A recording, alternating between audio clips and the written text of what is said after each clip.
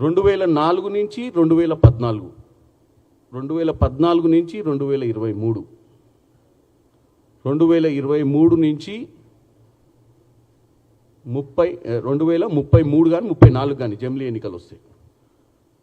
ప్రజలు తీర్పిచ్చినప్పుడు తెలంగాణ ప్రజలు ముఖ్యంగా ఒక నాయకునికి 10 సంవత్సరాల అవకాశం ఇస్తున్నారు డెవలప్ చేయడానికి.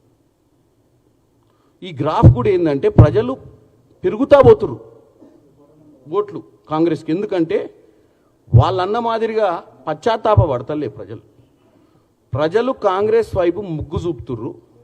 ప్రజలు కాంగ్రెస్కి ఓటేస్తే మా బతుకులు బాగుపడతాయని నమ్ముతుర్రు.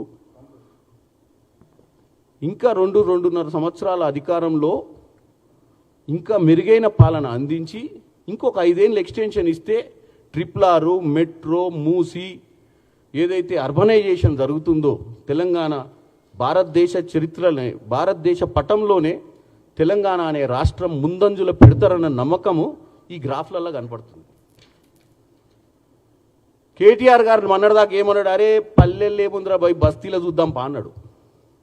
బస్తీలో వస్తున్నాయి కదా ఎన్నికలు, బస్తీ మీద దేకలేంగే, నేను ఎక్స్-మున్సిపల్ మినిస్టర్ని, మనకు ఫిల్లు అభిమానులు బస్తీలల్లో వీళ్ళను పొంగబెట్టి కొడతారని చెప్పిండు. ఏమైంది బస్తీలల్లో? కార్పొరేషన్లల్లో మళ్ళా శూన్యం, 0.